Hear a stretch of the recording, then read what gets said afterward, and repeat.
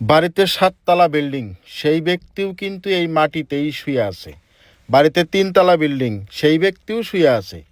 অজস্র ধন সম্পত্তির মালিক, অজস্র টাকা পয়সার মালিক, গাড়ি ঘোড়া সব কিছু রয়েছে, তারপরেও কিন্তু এই মাটিতেই শুয়ে আছে।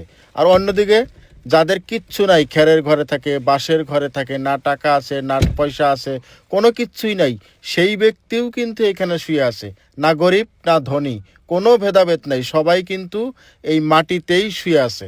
আসসালামু আলাইকুম, আমি আব্দুর রশিদ শেখ ইস্তেমা প্রাঙ্গণ থেকে এই বিশেষ প্রতিবেদন আপনাদের জন্য তৈরি করছি। যদি ভিডিওটা ভালো লাগে আর কথাগুলো যদি সত্যি হয়, তাহলে আপনারা বেশি বেশি করে এই ভিডিওটা শেয়ার করবেন। ধনী আর গরিবের যে পার্থক্য নেই, ধন সম্পত্তি থাকা আর ধন সম্পত্তি না থাকা মানুষের যে কোনো পার্থক্য নাই, মানুষ যে মানুষই হয়, সেই কথাটা এই ভিডিওর মাধ্যমে প্রমাণিত হবে এবং আপনারা দেখতেই পাচ্ছেন। হ্যাঁ, এটা হলো আমাদের নামনি আসামের ধুবড়ী জেলার আলমগঞ্জের যে বিশাল ইজতেমা, সেই ইজতেমা প্রাঙ্গণের আজকে আখেরি মোনাজাত। সেই মোনাজাতের আগ মুহূর্তে মানুষ এভাবেই অপেক্ষা করছে মাটিতে শুয়ে শুয়ে, কখন সেই মোনাজাতের অংশীদার হতে পারবে এবং আল্লাহর ইবাদত করতে পারবে এবং আল্লাহর দিদার লাভ করতে পারবে। সেই আশা নিয়েই প্রত্যেকজন দিনী ইসলামী ভাই এবং ব্রাদার এভাবেই মাটিতে শুয়ে আছে। না কোনো ধনী না কোনো গরিব, যার অজস্র টাকা পয়সা আছে সেও মাটিতে শুয়ে আছে, যার কিচ্ছু নাই সেও সেই একই মাটিতে শুয়ে আছে। এখানে ভেদাভেদ বলে কিছু নাই। আমরা গ্রামে, আমাদের সমাজে, আমাদের দেশে, আমাদের পাড়ায় আমরা বিভিন্ন জনে আমরা গরিব ধনী পার্থক্য খুঁজে বেড়াই, কিন্তু এখানে দেখছেন আপনি কোনো ধরনের পার্থক্য নেই। সবাই একটা করে প্লাস্টিকের কাপড়ের উপরে ছোট্ট একটা তিরফলের তলে এবং কি খালি মাটিতেও শুয়ে থাকা এইখানে দৃশ্য আপনারা দেখতে পাবেন। এভাবে দেখছেন হাজার হাজার লক্ষ লক্ষ মানুষ প্রচণ্ড শীতের মধ্যেও এভাবে এই ইজতেমা প্রাঙ্গণে আখেরি মোনাজাতে অংশীদার হওয়ার জন্যে, অসীম সওয়াবের ভাগীদারি হওয়ার জন্যে, আল্লাহর দিদার লাভ করার জন্যে, আল্লাহর নৈকট্য লাভ করার জন্যে, আল্লাহ তাআলার ইবাদত করার জন্যে, আল্লাহকে সন্তুষ্ট করার জন্যে ধনী গরিব কিচ্ছু নাই, সব ভেদাভেদ বাদ দিয়ে সবাই কিন্তু এই ইজতেমা প্রাঙ্গণের এই মাটিতে এভাবেই প্রচণ্ড শীতের মধ্যে, আপনারা দেখছেন প্রচণ্ড শীত, তার মধ্যে কিন্তু এই লক্ষ লক্ষ মানুষ, প্রায় 20 লক্ষরও বেশি মানুষ এখানে জমায়েত হয়েছে আখেরি মোনাজাতে অংশগ্রহণ করার জন্য, আল্লাহর দিদার লাভ করার জন্য, আল্লাহর নৈকট্য লাভ করার জন্য। আমি আবারও বলছি, এই দৃশ্য আপনারা দেখছেন আমাদের আসামের ধুবড়ী জেলার গৌরীপুরের আলমগঞ্জে যে বিশাল ইজতেমা, সেই ইজতেমা প্রাঙ্গণের রাত্রের দৃশ্য। রাত্রে এভাবেই তারা, যারা ভক্তপ্রাণ, যারা দিনী ভাইরা এসেছেন দূর দূরান্তর থেকে, তারা এভাবেই মাটিতে তিরফল বিছিয়ে, কাপড় বিছিয়ে, কম্বল বিছিয়ে প্রত্যেকজন ব্যক্তি এভাবে শুয়ে আছে, ফজরের নামাজ আদায় করবে এবং আখেরি মোনাজাতে অংশগ্রহণ করবেন। ধনী গরিব বিলে কোনো এখানে কিচ্ছু নেই, সবাই একই সাথে একইভাবে, না ঠিকমতো খাওয়ার ব্যবস্থা আছে, না অজু গোসলের ব্যবস্থা রয়েছে, পেশাব পায়খানার ঠিকমতো ব্যবস্থা নেই, তারপরেও লক্ষ লক্ষ মানুষ আসাম এবং আসামের বাইরের বিভিন্ন প্রান্ত থেকে এই প্রচণ্ড শীতের মধ্যে এভাবেই রাত্রি যাপন করছে আখেরি মোনাজাতের অংশগ্রহণ করার জন্যে।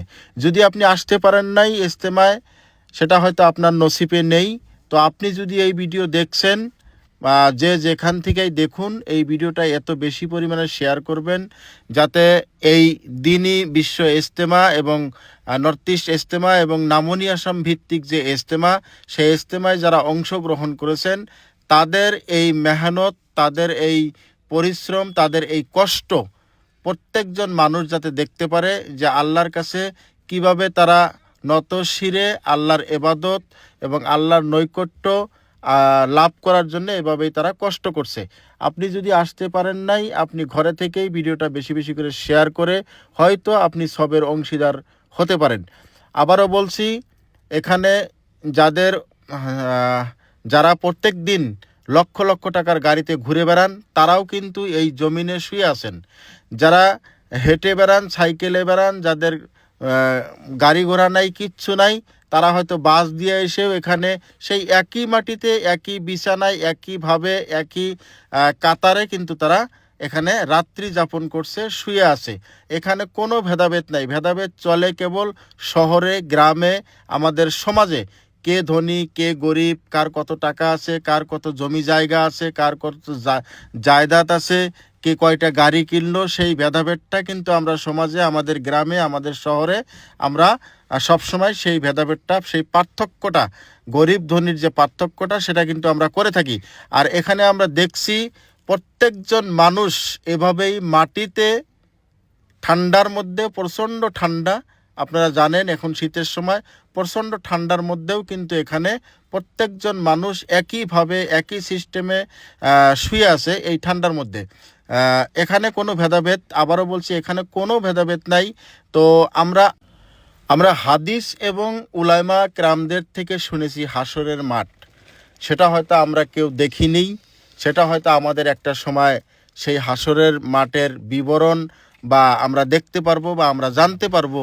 কিন্তু এখন যে দৃশ্য আমরা দেখলাম, এই লক্ষ লক্ষ মানুষ এক জায়গায় জমায়েত হলে যে পরিস্থিতির সৃষ্টি হয়, যে দৃশ্য, একটা নান্দনিক দৃশ্য একটা দেখা যায়, মানুষ কে কোথায় ছুটে চলেছে কোনো হিসাব নাই, কেউ কার খবর রাখছে না, কার সাথে কার পাড়া লাগছে, কার সাথে কার ধাক্কা লাগছে, কেউ কোনো খবর রাখছে না। আর সেই হাসরের মাঠ সমতুল্য এই ইজতেমার ময়দানে প্রত্যেকজন মানুষ এই প্রচণ্ড শীতের মধ্যে কিন্তু এভাবেই কষ্ট করে তারা রাত্রি যাপন করছে আখেরি মোনাজাতে অংশগ্রহণ করার জন্যে। তো আমি আবারও বলছি যে আমরা মানুষের মধ্যে মানুষ ভেদাভেদ সৃষ্টি করি, মানুষকে উঁচু নিচে করে দেখি, গরিব ধনী বাছাই করি, যাচাই করি, সেই পার্থক্যটা কিন্তু এখানে ফুটে ওঠে নাই এবং দেখাও যাচ্ছে না। প্রত্যেকজন মানুষ যে লাক্সারিয়াস গাড়ি দিয়া, বিলাসী গাড়ি দিয়ে এখানে এসেছেন, সেও কিন্তু এই জমিনেই এভাবেই তিরফলের মধ্যে তিরফল বিছিয়ে এভাবে শুয়ে আছেন। আর যে হেঁটে এসেছেন সে ব্যক্তিও কিন্তু এভাবে এই মাটিতেই শুয়ে আছেন। আখেরি মোনাজাত আর কিছু সময় পরেই ফজরের নামাজের আজান হবে। সবাই যার যার মতন করে তৈরি নিচ্ছে যে আমরা ফজরের নামাজ এখানে আদায় করব এবং আখেরি মোনাজাতে অংশগ্রহণ করব, সেই উদ্দেশ্য নিয়েই এবং আল্লাহর নৈকট্য লাভের যে আল্লাহর কাছে যে উপাসনা, আল্লাহর কাছে যে আখেরি মোনাজাতে প্রত্যেকজন মানুষের চাওয়া পাওয়া, এখান থেকেই প্রত্যেকজন মানুষ সেই আশা নিয়েই বসে আছে। সর্বশেষে বিশ্ব শান্তির কামনা করে ভিডিওটা এখানে